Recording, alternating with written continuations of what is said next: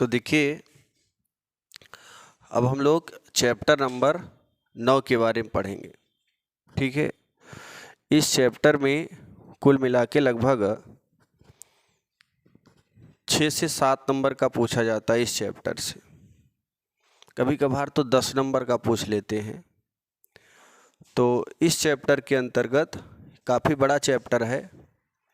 अगर एक बार में वन शॉट हम पूरा पढ़ें एक राउंड में, तो लगभग ये मान के चलो कि 15 घंटे का समय लगने वाला है इसमें।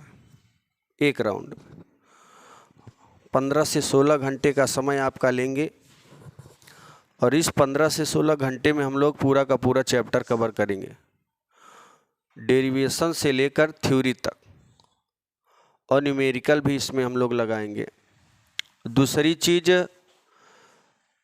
कि जो सिलेबस निकाला गया है उसको भी पढ़ाएंगे, लेकिन बता देंगे कि ये निकाला गया है ताकि कंपटीशन में आप लोग भी उसे पढ़ सकें। क्योंकि देखो, जो चीज़ें निकाली गई हो कंपटीशन में भी ज़रूर आएंगे।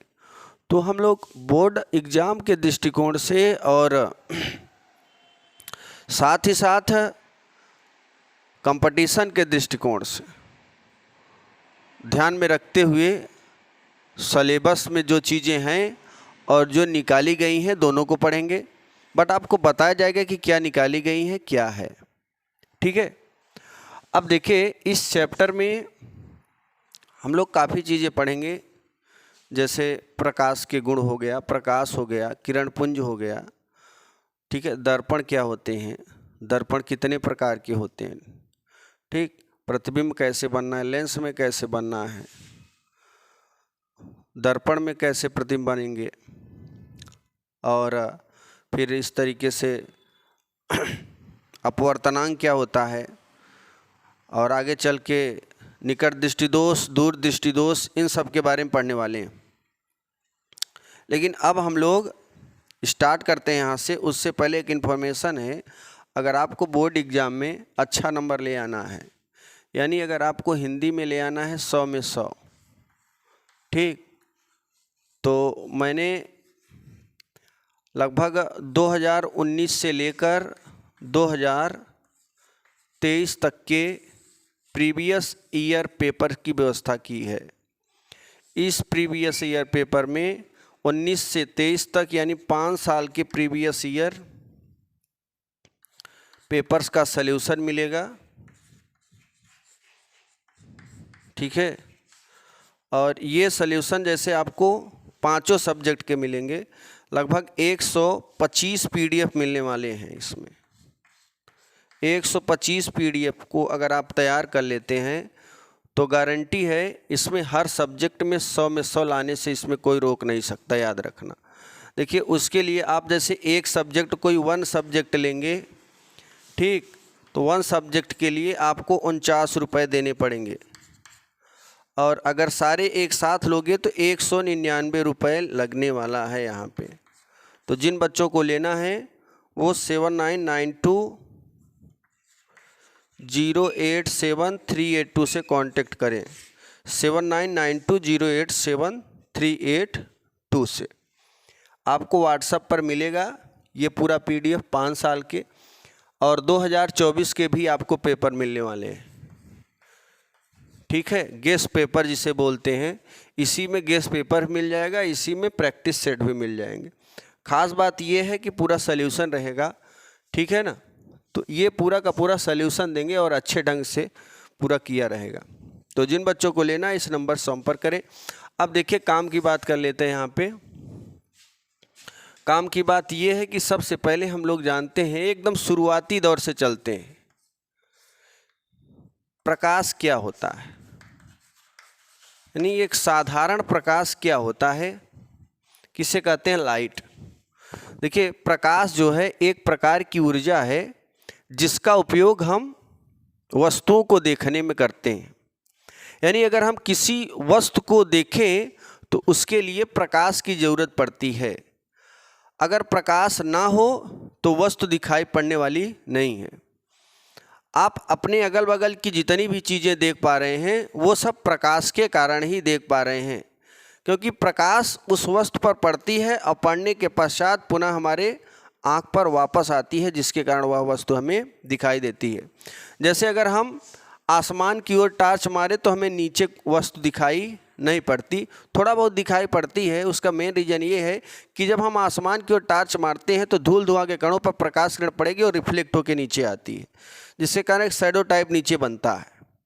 लेकिन वो भी धूल धुआं के कण हटा के अगर आसमान में टार्च मार दो तो नीचे अंधेरा का अंधेरा रहेगा और हमारी किरण जा रही है। अब आसमान तो अनंत है, अब हमारे टार्च में इतनी पावर नहीं है कि आसमान पर मारे और फिर वापस आ जाए टकरा कर, लेकिन दीवार पर मारते हैं, दीवार पर टकरा कर वापस आती है, जिसके कारण वह वस्तु हमें दिखाई। एक बंद कमरे में अगर टार्च मारोगे तो प्रकाश जाएगा, दीवार से टकराएगा, टकरा कर फिर कहाँ आएगा, उस कमरे में फैल जाएगा परावर्तन के पश्चात, जिसके कारण वह वस्तु हमें दिखाई देती है। दुनिया की कोई भी वस्तु हमें देखना है तो हमें किसकी जरूरत पड़ती है? प्रकाश की। बिना प्रकाश के हम नहीं देख सकते। और ये होता है, देखो अभी ये सब लाइट बुझा दें और सुबह हुआ है, सूर्य की रोशनी निकली हुई है, ये सूर्य की रोशनी पृथ्वी पर पड़ रही है। पृथ्वी पर पड़ने के पश्चात उन किरणों का बिखराव हो रहा है। बिखराव होने से ये सारी किरणें कमरे के अंदर प्रवेश कर रही हैं, जिसके कारण देखो बाहर वहाँ पे कोई बल्ब नहीं लगा है, हाल में कोई बल्ब लगा है क्या? फिर भी प्रकाश की किरणें आ रही हैं। तो ये किसके कारण आ रही हैं? तो इसमें होता है एक विसरित परावर्तन की घटना। कौन सी घटना? विसरित परावर्तन। विसरित परावर्तन क्या होता है? देखो, जो विसरित परावर्तन होते हैं, जब प्रकाश किरण किसी खुरदुरे स्थानों पर पड़ती है तो चारों दिशाओं में फैल जाती है। इस घटना को विसरित परावर्तन कहते हैं। क्या कहते हैं? विसरित परावर्तन। ठीक है, मतलब खुरदुरे स्थानों पर पड़ेंगी तो चारों दिशाओं में फैल जाएंगी। भाई देखो, बाहर जो ज़मीन है वो ज़मीन खुरदुरी है, उस पर प्रकाश किरण पड़ेगी तो चारों दिशाओं में फैलेगी और जिसके कारण वो कहाँ पे चली आती है? घर के अंदर चली जाएगी, है ना। आप जो बाहर कमरा है शटर उठाएंगे उसके अंदर चली जाएगी। तो हम विसरित परावर्तन के कारण ही पृथ्वी की हर वस्तुओं को क्या करते हैं? देख पाते हैं। अगर पृथ्वी एकदम घर्षणहीन हो जाए, एकदम चमकीली हो जाए तो किरणें आएंगी और परावर्तित होके चली जाएंगी, अगल बगल कुछ दिखाई देने वाला नहीं है, याद रखना। तो प्रकाश क्या है? प्रकाश एक प्रकार की ऊर्जा है जिसका उपयोग हम वस्तुओं को देखने में करते हैं। ध्यान देना, प्रकाश एक प्रकार की ऊर्जा है। प्रकाश एक प्रकार की ऊर्जा है जिसका उपयोग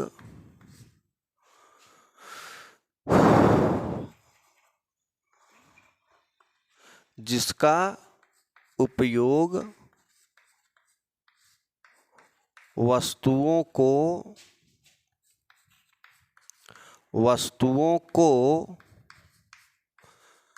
देखने में करते हैं।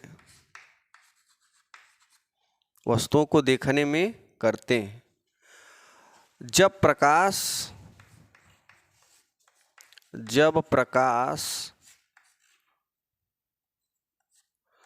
किसी वस्तु पर पड़ती है, किसी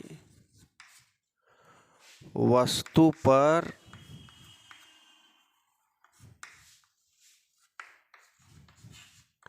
पड़ती है तो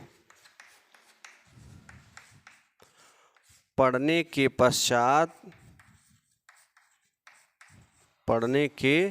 पश्चात पुनः हमारे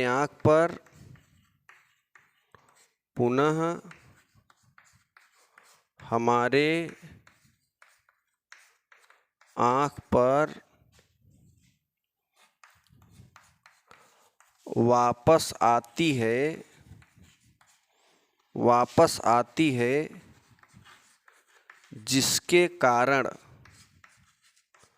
जिसके कारण वह वस्तु हमें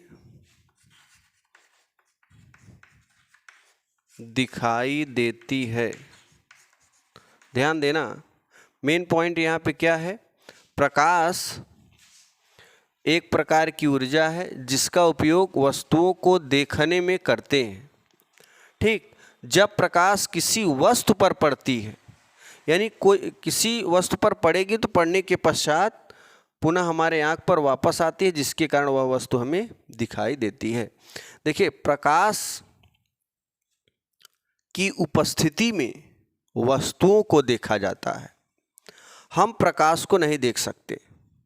अगर कोई आपसे कह दे कि प्रकाश को सर्वप्रथम किस वैज्ञानिक ने देखा, तो अब दिमाग में बात आता होगा आपके कि क्या सबसे पहले वैज्ञानिक पैदा हुआ था क्या? तो हम प्रकाश को नहीं देखते। जैसे यहाँ पे ट्यूबलाइट जल रही है ना, तो यहाँ से किरण निकल रही, किरणों को देख पा रहे हैं क्या? नहीं, किरणें अदृश्य हैं। जैसे भूत वगैरह क्या होते हैं? अदृश्य। भगवान क्या है? अदृश्य। मूर्ति देखकर उनका हम लोग स्मरण करते हैं, मूर्ति का नाम, भाई मूर्ति जो दिख रही है उसी से काम चला लेते। लेकिन ये सब लोग क्या हैं? अदृश्य हैं। ऐसे किरण क्या है? अदृश्य। इनके उपस्थिति में वस्तु को देखा जाएगा, इनको हम नहीं देख सकते। तो प्रकाश की उपस्थिति में वस्तुओं को देखा जाता है। यहां लिखेंगे,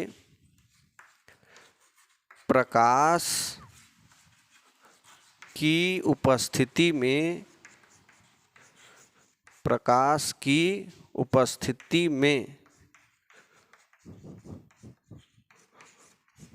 वस्तुओं को देखा जाता है, प्रकाश को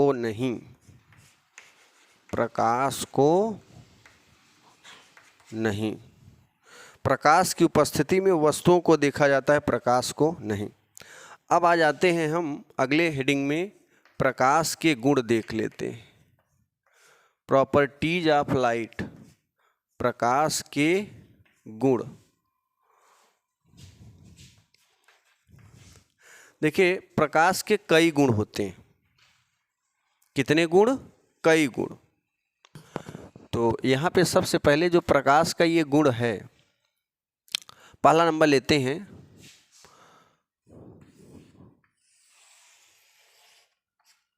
देखो, प्रकाश का पहला गुण ध्यान देना, प्रकाश एक सरल रेखा में चलती है। कैसी रेखा में? सरल। मतलब प्रकाश कभी भी ना लहरियादार नहीं चलेगी कि भाई ये घर है मान लो, और एक दरवाज़ा यहाँ पे लगा हुआ है। अब हम टार्च ऐसे मार रहे हैं, हमें ज़रूरत है कि मुड़ के घरे में चला जाए, तो ऐसे हो सकता है क्या? तो प्रकाश कभी भी लहरियादार नहीं चलता। प्रकाश कैसे चलता है? एक सरल रेखा में। प्रकाश एक सीधी रेखा में चलता है। तो याद रखना, इसका जो पहला गुण है हम लिखेंगे कि प्रकाश एक सरल रेखा में चलता है। ध्यान देना, पहला गुण है प्रकाश एक सरल रेखा में चलता है। प्रकाश एक सरल रेखा में चलता है। ठीक, दूसरा गुण क्या है? ध्यान देना, इसका दूसरा गुण ये है, प्रकाश एक अनुप्रस्थ तरंग है। कौन सा तरंग? अनुप्रस्थ। ऑप्शनल में आता है, 2019 के पेपर उठा के देखेंगे तो प्रकाश कौन सी तरंग है उसमें लिखा है, तो अनुप्रस्थ वाले पे टिक मार देना है। ठीक, तो यहाँ पर लिखेंगे प्रकाश एक प्रकाश एक अनुप्रस्थ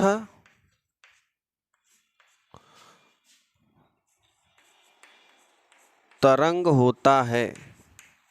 कौन सा तरंग होता है? प्रकाश एक अनुप्रस्थ तरंग होता है। अब देखिए, जो प्रकाश होता है ना, वो विद्युत चुंबकीय तरंगों के रूप में भी चलता है। किस रूप में? विद्युत चुंबकीय तरंगों के रूप में भी प्रकाश चलता है। जरा ध्यान देना। देखो, तीसरा नंबर अगर हम बात करें तो जो हमारा प्रकाश है वो विद्युत चुंबकीय तरंगों के रूप में भी चलता है। तो यहाँ लिखेंगे प्रकाश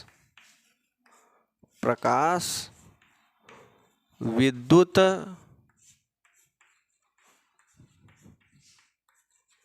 चुंबकीय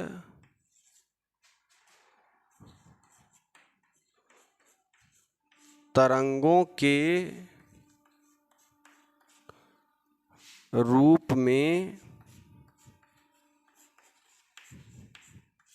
चलता है। प्रकाश विद्युत चुंबकीय तरंगों के रूप में चलता है। अब आगे देखिए, अब इसके वेग की गणना सबसे पहले देखो, जो वेग है प्रकाश का वेग हो चाहे विद्युत के तरंगों का वेग हो, दोनों एक ही वेग से चलते हैं। जो विद्युत धारा में इलेक्ट्रॉन चलते हैं उनका वेग हो चाहे प्रकाश का, दोनों का लगभग बराबर होता है। कितना होता है? 3 × 10⁸ मीटर प्रति सेकेंड। यानी प्रकाश का वेग और विद्युत चुंबकीय तरंगों का वेग वो बराबर होता है। और इस वेग की गणना सबसे पहले किस वैज्ञानिक ने की थी? तो इसके वेग की गणना सबसे पहले रोमर नामक वैज्ञानिक ने किया था। किसने करा था? रोमर नामक वैज्ञानिक ने। तो यहाँ पर लिखेंगे प्रकाश के वेग की गणना सबसे पहले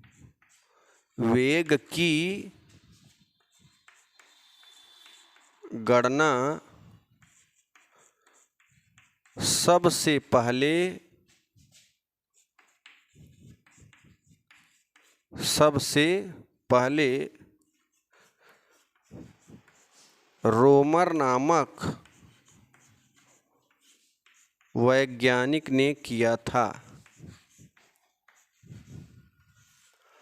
नामक वैज्ञानिक ने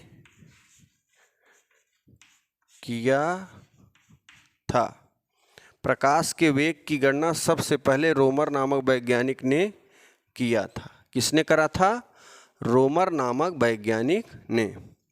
अब देखो जरा आगे 5 नंबर में 5वां गुण देख लेते हैं। ध्यान से एक एक पॉइंट समझते रहिएगा और अच्छे ढंग से समझ में आ जाएगा। ये कुछ चीज़ें हैं, क्लास 10th के लेवल की चीज़ें हैं। अभी आगे देखिए, अब हम बात करते हैं प्रकाश के तरंग दैर्ध्य की। तो देखो, अलग अलग प्रकाश के तरंग दैर्ध्य अलग अलग होती। तो ये जो प्रकाश की तरंग दैर्ध्य होती है 3900 एंगस्ट्रॉम से 7800 एंगस्ट्रॉम के बीच। ध्यान देना, जो प्रकाश की तरंग दैर्ध्य होती है, प्रकाश की तरंग दैर्ध्य 3900 एंगस्ट्रॉम से 7800 एंगस्ट्रॉम के बीच होता है। प्रकाश की तरंग दैर्ध्य 3900 एंगस्ट्रॉम से 7800 एंगस्ट्रॉम के बीच होता है। अगर आपको इसे एंगस्ट्रॉम को मीटर में बदलना हो तब क्या करोगे? तो अगर एंगस्ट्रॉम को इससे मीटर में बदलने के लिए आ जाए तो हम क्या करते हैं कि 1 एंगस्ट्रॉम बराबर 10⁻⁻10 मीटर के बराबर होता है। तो हम क्या करेंगे, जहाँ पर एंगस्ट्राम है वहाँ पे हम 10⁻⁻10 मीटर रख देंगे। चलिए इतने का स्क्रीनशॉट लीजिए, फिर आगे बढ़ते हैं हम लोग, ठीक है।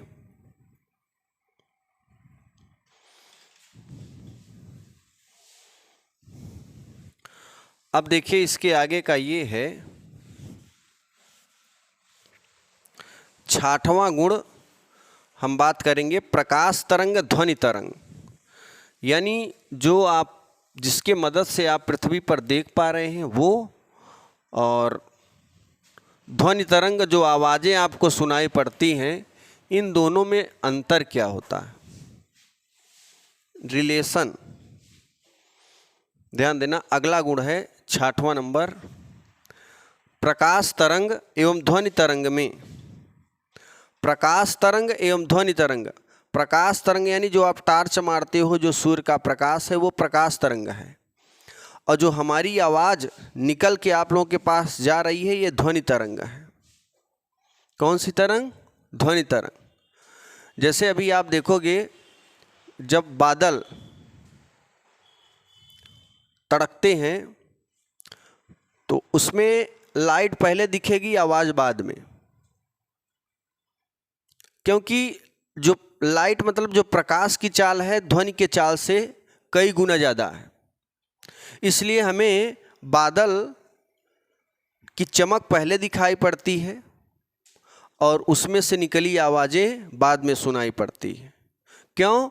मेन रीज़न ये है कि प्रकाश की चाल ज़्यादा होती है और ध्वनि की चाल कई गुना कम होती है। ध्वनि की चाल कितनी होती है?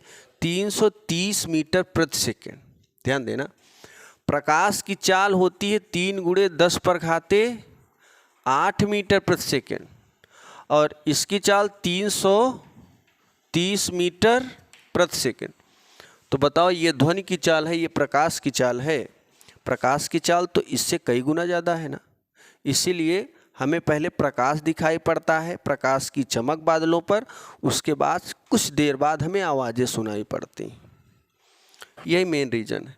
अब इन दोनों में अंतर क्या है? देखो, प्रकाश तरंग एवं ध्वनि तरंग में एक मुख्य अंतर यह है कि प्रकाश के चलने के लिए किसी माध्यम की आवश्यकता नहीं पड़ती है, एवं ध्वनि के चलने के लिए माध्यम की आवश्यकता पड़ती है। यानी हमारी आवाज़ अगर आप तक पहुंच पा रही है तो यहाँ पे वायु है। क्या है? वायु। अगर वायु हम निकाल दें तो हमारी आवाज़ आप तक नहीं पहुंच पाएगी। तो ध्वनि को चलने के लिए हवा की ज़रूरत है। अंतरिक्ष में चले जाओ, बोलो एक दूसरे के, ऐसे पास पास में रहोगे, आवाज़ें नहीं सुनाई पड़ेगी। क्या रीज़न है? रीज़न ये है कि वहाँ पर वायु नहीं है, वायुमंडल नहीं है। ध्वनि के चलने के लिए वायुमंडल की आवश्यकता पड़ती है। सपोज दैट आंधी ऐसे बह रही है, तूफान ऐसे आ रहा है, हम यहाँ बोलेंगे तो इधर वाले आदमी को सुनाई पड़ जाए, इधर वाले आदमी को सुनाई पड़ेगा कम, क्योंकि विपरीत दिशा में चल रही है ना। वो मेरी आवाज़ को लेकर किधर भागेगा? इस तरफ। माध्यम के कण इस तरफ लेकर भागेंगे, और इस तरफ वाले में आवाज़ कम जाएगी, क्योंकि माध्यम के कण किधर भाग रहे हैं? इस तरफ। तो लेफ्ट की ओर जो है आवाज़ें ज़्यादा आदमी को सुनाई पड़ेगी, और राइट की ओर कम। तो कहने का मतलब है कि ध्वनि के चलने के लिए माध्यम की आवश्यकता पड़ती है, प्रकाश के चलने के लिए माध्यम की आवश्यकता नहीं पड़ती। जैसे भूत प्रेत जो शरीर में विराजमान होते हैं, आप फिल्मों में देखे होंगे, उनको माध्यम की जरूरत पड़ती है। वो तभी अपनी ताकत दिखा पाएंगे जब वो किसी के शरीर में प्रवेश करते हैं। ऐसे खाली नहीं दिखा पाते, वो दूसरे के शरीर में जाके और वहीं से मार करवाते हैं, घुस जाते हैं, तब तो भूत बन जाते हैं वो, है ना। तो उसी का रूप धारण कर लेते हैं। सपोज दैट मान ले कलुआ कोई आदमी है, और कलुआ भूत बन के ललुआ के शरीर में घुस जाए, अब वो ललुआ भी क्या बन जाएगा? कलुआ, क्योंकि वो तो अपना रूप धारण कर लिया है ना, शरीर दे दिया है। तो उन लोगों को शरीर चाहिए, माध्यम। ऐसे ये भी है ध्वनि, ध्वनि को चलने के लिए किसकी आवश्यकता पड़ती है? माध्यम की आवश्यकता। लेकिन प्रकाश को माध्यम की आवश्यकता नहीं पड़ती है। तो जरा ध्यान देना, यहाँ पर हम लिखेंगे प्रकाश तरंग एवं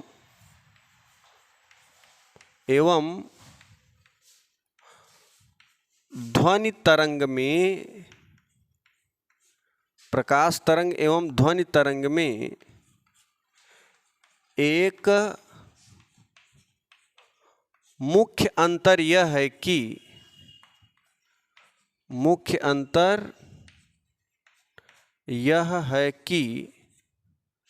प्रकाश के चलने के लिए मुख्य अंतर यह है कि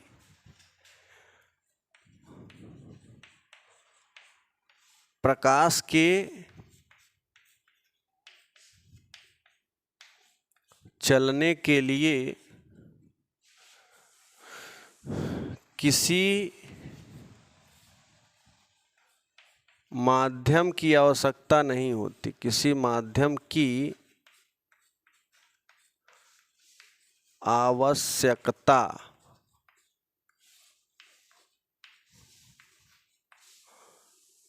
नहीं होती, लेकिन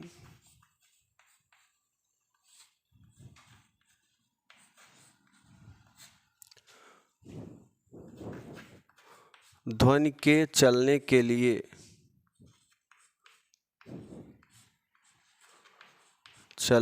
लिए माध्यम की आवश्यकता होती है, माध्यम की आवश्यकता होती है। मतलब प्रकाश तरंग, प्रकाश एवं ध्वनि तरंग में एक मुख्य अंतर यह है कि प्रकाश के चलने के लिए किसी माध्यम की आवश्यकता नहीं होती, लेकिन ध्वनि के चलने के लिए माध्यम की आवश्यकता होती है। अब देखिए, हमारे पास तीन अवस्थाएं होती हैं, ठोस, द्रव और गैस। ये जो तीनों अवस्थाएं हैं, तीनों अवस्थाओं में सबसे ज़्यादा प्रकाश का चाल किस अवस्था में होता है? ठोस में होता है, या गैस में होता है, या द्रव में होता है। ऐसे ही ध्वनि की चाल इन तीनों अवस्थाओं में से किस अवस्था में होता है? ध्यान देना। जैसे हम पहले बात करें प्रकाश की चाल, जो प्रकाश की चाल है, देखो हमारे पास तीन अवस्थाएं हैं, द्रव, पहले हम गैस लेते हैं, गैस, द्रव, ठोस। तीन माध्यम है हमारे पास। तीन माध्यमों में सबसे ज़्यादा प्रकाश का चाल किस माध्यम में प्रवेश करेगा? तो ध्यान देना, अगर हम टार्च मारें, जैसे ये ठोस है, टार्च मारें, क्या हमारे टार्च का प्रकाश इस पार से उस पार हो जाएगा? कभी नहीं होगा, कभी नहीं होगा। द्रव में मारेंगे तो कुछ हो जाएगा इस पार से उस पार, और गैस में अगर मार देंगे तो ये पूर्ण रूप से हो जाएगा। तो सबसे ज़्यादा प्रकाश की चाल किस में होती है? तो गैस इज ग्रेटर देन द्रव, द्रव इज ग्रेटर देन ठोस। तो याद रखना, प्रकाश की जो चाल होगी सबसे ज़्यादा किस में होगी? गैस में। अब देखो आगे, अब हम ध्वनि की चाल की बात कर लेते हैं। ध्वनि की चाल, ये ध्वनि की चाल में भी तीन अवस्थाएं हैं, ठोस, द्रव और गैस। अब ठोस, द्रव और गैस में, इसमें देखो ध्वनि की चाल सबसे ज़्यादा आती है ठोस में, सब लोग जानते हो।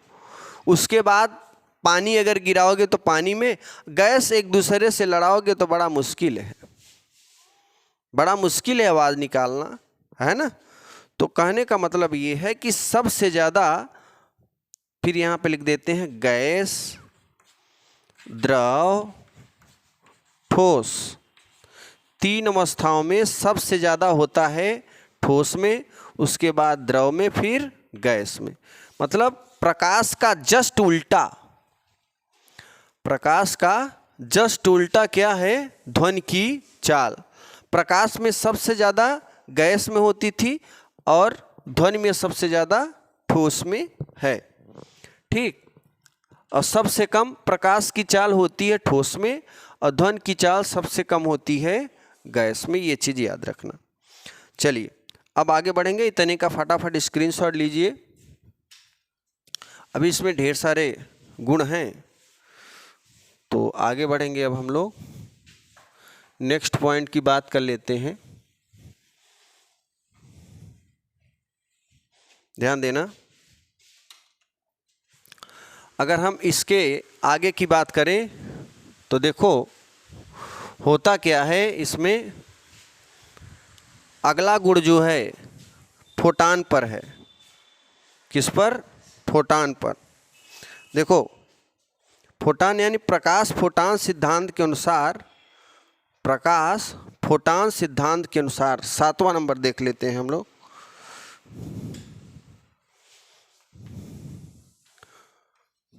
प्रकाश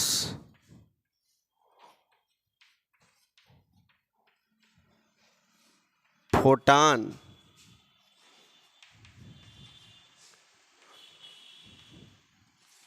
सिद्धांत के अनुसार, ये प्रकाश फोटान क्या है भाई? ये तो बड़ा अजीब नाम दिख रहा है। देखो प्रकाश फोटान, जब हम लोग धूप में निकलते हैं तो उसमें से जो प्रकाश निकलता है वो ऊर्जा के छोटे छोटे बंडलों या पैकेटों के रूप में निकलता है। किसके रूप में? ऊर्जा के छोटे छोटे बंडलों या पैकेटों के रूप में निकलता है, जिसे हम फोटान कहते हैं। जैसे सूर्योदय ऐसे आ रहा है, सूर्य की रोशनी ऐसे खड़े हो जाए तो ये जो है पूरा कान लाल हो जाता है, गर्म हो जाता है। ऐसा लगता है जैसे आग का गोला आ रहा है हमारे कान पे। तो आग का गोला क्या है? फोटान है। ये बंडलों या पैकेटों के रूप में एक बंडल आके मार देते हैं कनपट्टी पे और पूरा लाल हो जाता है, तुरंत हम लोग पलट देते हैं। जब इस तरफ गर्म हो जाएगा ऐसे कर लेंगे, ऐसे कर लेंगे। तो कहने का मतलब है घुमा लेते हो काहे? ताकि एक तरफ ना लाल हो, दूसरकवा लाल कर दो, है ना। पोजीशन बदलते रहते हैं हम लोग भाई। पोजीशन नहीं बदलेंगे तो दिक्कत हो जाएगी ना। तो कहने का मतलब है प्रकाश फोटान सिद्धांत के अनुसार प्रकाश ऊर्जा के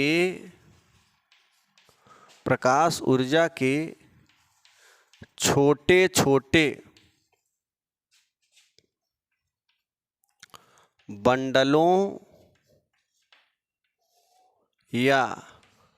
बंडलों या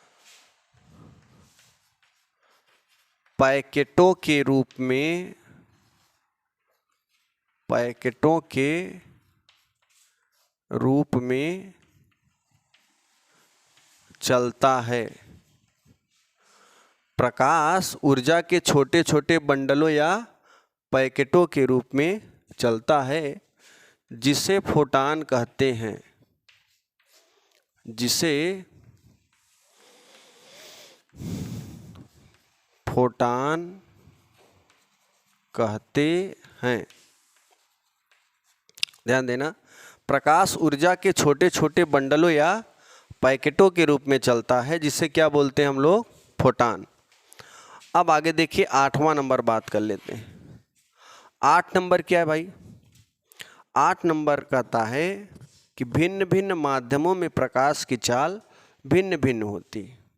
मतलब जो सूर्य की रोशनी आ रही है ना, वो पानी में प्रकाश की चाल अलग होगी, तेल में अलग होगी, नायलॉन में अलग होगी, तारपीन के तेल में अलग होगी, है ना, कड़ुआ तेल में अलग होगी। अलग अलग माध्यम में जो प्रकाश की चाल होगी वो अलग अलग होगी। तो हम लोग कहेंगे कि भिन्न। अच्छा, ये किसने कहा था? रोमर ने। रोमर ने किसकी खोज की थी? प्रकाश के वेग की गणना की थी।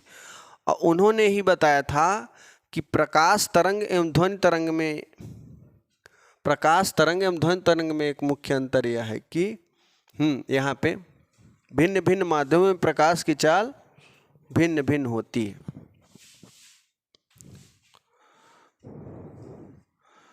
प्रकाश तरंग, प्रकाश तरंग, प्रकाश तरंग एवं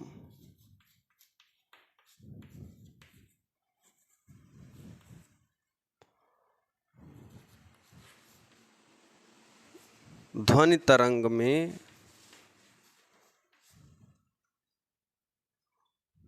प्रकाश की चाल ऐसे लिखते हैं यहाँ पे, प्रकाश की चाल,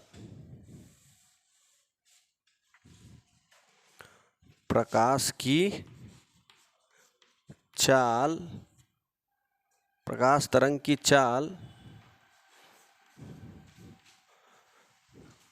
भिन्न भिन्न माध्यमों में, भिन्न भिन्न माध्यमों में भिन्न भिन्न होती, भिन्न भिन्न होती है। जैसे देखो चाल, चाल को किससे, U से, चाल बराबर प्रकाश की चाल, प्रकाश की चाल C बटे माध्यम का अपवर्तनांक। तो यहाँ पे लिखेंगे U बराबर C/N। ये U क्या है, प्रकाश, ये है किसी माध्यम में प्रकाश की चाल U, और ये प्रकाश की चाल C है, और N क्या है, माध्यम का अपवर्तनांक। देखो जिस, ध्यान देना, जिस माध्यम में प्रकाश की चाल ज़्यादा हो, जिस माध्यम का अपवर्तनांक ज़्यादा होगा उसमें प्रकाश की चाल उतनी ही अधिक होगी। ये ज़्यादा है तो ऊपर वाला कम। ध्यान देना, N का मान जिस प्रकाश के लिए ज़्यादा होगा उसके लिए U का मान कम होगा, और जिस प्रकाश के लिए N का मान कम होगा उसके लिए चाल का मान बढ़ जाएगा। C का मान सबके लिए फिक्स होता है, चूँकि C बराबर होता है 3 × 10⁸ मीटर प्रति सेकेंड। ये C फिक्स होता है। अब हम आगे देखिए, आगे बात करेंगे नेक्स्ट पॉइंट में, ज़रा ध्यान देना। इसका स्क्रीनशॉट ले लेंगे सभी लोग। अगर इसके अगले पॉइंट पर बात कर लें तो इसका अगला पॉइंट क्या होगा, देखो अब इसी में पॉइंट लिखेंगे। इसी में क्या लिखेंगे, पॉइंट। पॉइंट मतलब एक तरफ माध्यम हो जाएगा, यहाँ लिख देंगे माध्यम, और यहाँ हो जाएगा प्रकाश की चाल, प्रकाश की चाल, प्रकाश की चाल। जैसे हम 3-4 माध्यम लेते हैं, ज़्यादा नहीं 4 माध्यम लेंगे। जैसे देखो पहला नंबर पे ले लें, निर्वात में प्रकाश की चाल क्या होगी, हवा या निर्वात में लगभग बराबर ही होती है। हवा या निर्वात, हवा या निर्वात में प्रकाश की चाल अभी मैंने कितना बताया, 3 × 10⁸ मीटर प्रति सेकेंड, यानी हवा या निर्वात में लगभग बराबर होती है। ठीक, हवा या निर्वात में क्या होती है, लगभग बराबर। कितनी होती है, 3 × 10⁸ मीटर प्रति सेकेंड। आगे देखो जल में अगर बात करें, H2O में, जल में कितनी होती है, तो जल में होती है 2.25 गुणे 10⁸ मीटर प्रति सेकेंड। जल में थोड़ा कम होती है। किसमें? जल में। यानी प्रकाश में 3 गुणे 10⁸ है तो जल में 2.25 गुणे 10⁸ होती है। अब आगे देखिए, अगर हम ले लें तारपीन का तेल, तारपीन का तेल, तारपीन के तेल में 2.04 गुणे 10⁸ मीटर प्रति सेकेंड होता है, याद रखना। देखो तारपीन के तेल में कितना होता है? 2.04 गुणे 10⁸ मीटर प्रति सेकेंड। और नाइलॉन में कितना होगा? नाइलॉन में 1.96 गुणे 10⁸ मीटर प्रति सेकेंड। यानी अलग अलग माध्यमों में प्रकाश की चाल क्या है? अलग अलग है। तो ये हमारे 4 माध्यम यहाँ पे मिले। हवा या निर्वात में इतनी होगी, जल में 2.25 होगा, तारपीन के तेल में 2.04 गुणे 10⁸ होगा और नायलॉन में 1.96। ठीक, चलिए आगे बढ़ेंगे हम लोग, नेक्स्ट पॉइंट की ओर बढ़ते हैं। और अब देख लेते हैं यहाँ पे कि आगे क्या। देखो अगर हम इसके आगे की बात करें तो आगे वैसे तो कुछ यहाँ पे लास्ट ये गुण था, ख़त्म हो गया। हम कुछ भौतिक जगत में होने वाली घटनाओं के बारे में समझ लेते हैं। जैसे अगर कोई आपसे पूछ ले कि जो पृथ्वी की दूरी है, सूर्य की दूरी पृथ्वी से, तो ये तो नोट पॉइंट में चलेगा। मतलब पृथ्वी से सूर्य की दूरी, पृथ्वी से सूर्य की दूरी जो होती है लगभग 14,96,00,000 किलोमीटर। कितना? 14,96,00,000 किलोमीटर है पृथ्वी से सूर्य की दूरी। लगभग में कितना है पृथ्वी से सूर्य की दूरी? 15 करोड़ किलोमीटर। ठीक, तो यहाँ लिखेंगे पृथ्वी से सूर्य की दूरी, सूर्य की दूरी 14,96,00,000 किलोमीटर है। 14,96,00,000 किलोमीटर है। ठीक, लगभग कितना है? लगभग है 15 करोड़ किलोमीटर।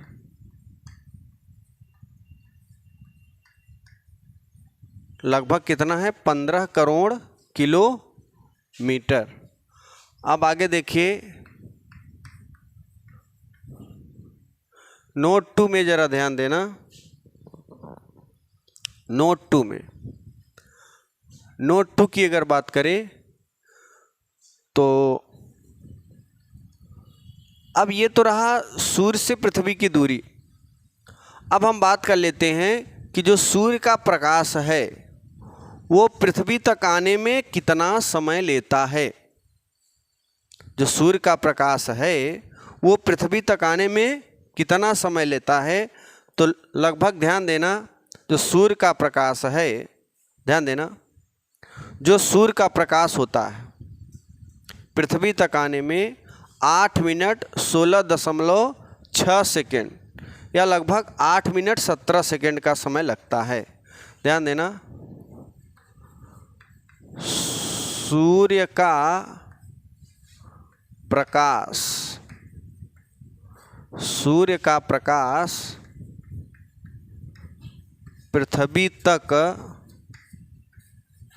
आने में 8 मिनट 16.6 सेकेंड या 8 मिनट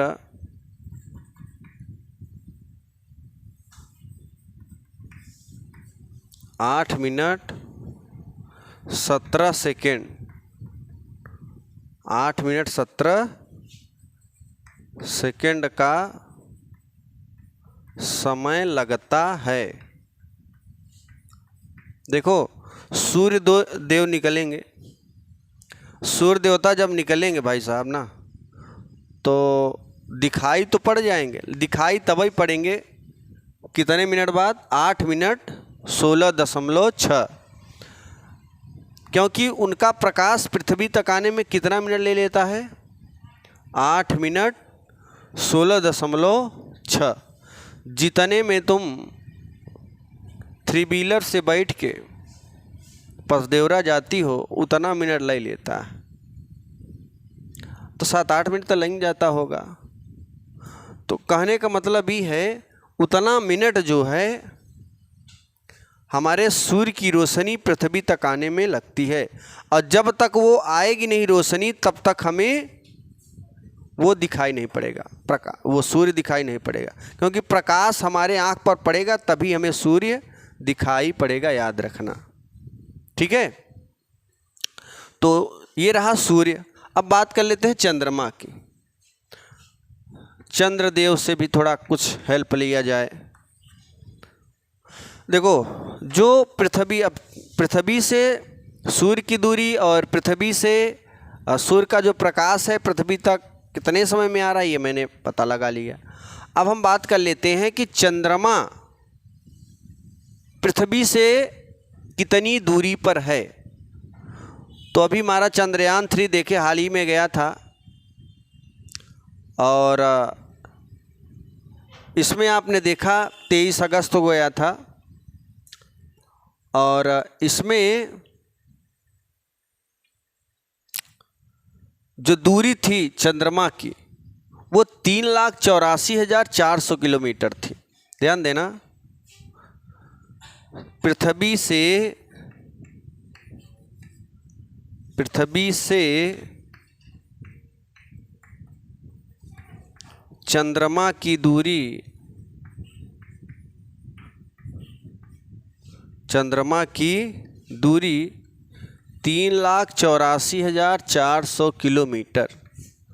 देखो इस दूरी को तय करने में लगभग 1 महीने का समय लगा हुआ था हमारे चंद्रयान 3 को, और जाके अच्छा खासा जो है चंद्रयान 3 चंद्रमा पे लैंड करा और वहाँ की चीज़ों को पता लगाया। लगभग 15 दिन घूमा, उसका लैंडर उससे बाहर निकलकर, उसका जो लैंडर था उसमें जो रोवर था लैंडर से बाहर निकला और 15 दिन घूमा घामा, और फिर उसी लैंडर में जाके घुसा, और अभी घुसा ही रह गया, निकला नहीं। क्यों नहीं निकला? क्योंकि उसका टेम्परेचर -250 डिग्री होने के कारण वो जो लैंडर घूम रहा था इतना ठंडा पड़ गया, उसकी बैटरी सब डिस्चार्ज हो गई। ठीक, तो -250 डिग्री का मतलब है माइनस में अगर हो जाता है टेम्परेचर तो पानी जमने लगता है, पानी बर्फ़ में बदल जाता है। तो ज़रा सोचो, -250, जीरो पर तो बर्फ़ बन गया, अब माइनस में चला जाए तो बर्फ़ का पापा बन जाएगा। मतलब एक तरीके से लोहा फेल है उसके आगे। तो अब बताओ, जब पूरा एकदम अंदर जकड़ जाएगा, इस कमरे के बाहर -250 कर दो तो पूरा कमरा जो है ना, पूरी अंदर बाहर की नमी अंदर चली आएगी, और जो अंदर रहेगा वो भी ख़त्म ही समझो। 50-60 पे ख़त्म हो जाएगा, वो छोड़ो, सही से कपड़ा ढंग से नहीं, 50-60 पे। तो -250 का मतलब है कि वो तो बहुत ज़्यादा हो गया। तो यंत्र है भाई, है ना। मतलब चंद्रयान 3 एक तरीके से समझो तो रोबोट है हमारा। तो पृथ्वी से चंद्रमा की दूरी 3,84,400 किलोमीटर है। अब देखो, जो चंद्रमा का प्रकाश है, ध्यान देना, जो चंद्रमा, अभी सूर्य का प्रकाश पृथ्वी तक आने में 8 मिनट 17 सेकेंड का समय लग रहा है, लेकिन चंद्रमा का प्रकाश पृथ्वी तक आने में 1 मिनट 25 सेकेंड का समय लगता है। देखो जो चंद्रमा होता है ना वो खुद का प्रकाश उत्पन्न नहीं करता, वो सूर्य के प्रकाश लेकर रिफ्लेक्ट करके नीचे पृथ्वी पर देता है। ठीक, तो कहने का मतलब है कि जो चंद्रमा का परावर्तित प्रकाश है, चंद्रमा का परावर्तित प्रकाश, परावर्तित प्रकाश 1 मिनट 25 सेकेंड। देखो 1 पाई का मतलब है मिनट, डबल पाई का मतलब है सेकेंड।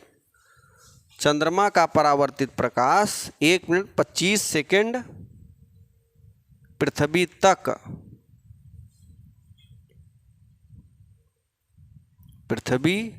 तक पहुंचने में समय लगता है, पहुंचने में समय लगता है। ध्यान देना, जो चंद्रमा होता है ना, जैसे हमारे पृथ्वी पर 12 घंटे का दिन, 12 घंटे का रात, ऐसे पृथ्वी चंद्रमा पर चले जाओगे तो चंद्रमा पर जो है सूर्य की रोशनी 15 दिन ही रहेगा वहाँ जगह। चंद्रमा पे क्या रहेगा? 15 दिन ही रहेगा और 15 दिन रात रहेगी। मतलब यहाँ का 14 रात और वहाँ का 1 रात के बराबर है।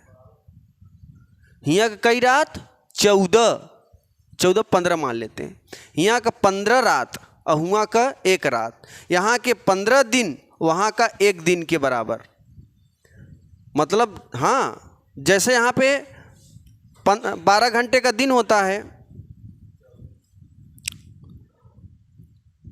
तो 12 दिन में 12 दिन आएगा। वहाँ एक बार अगर चालू हो गया तो 15 दिन ही दिन रहेगा।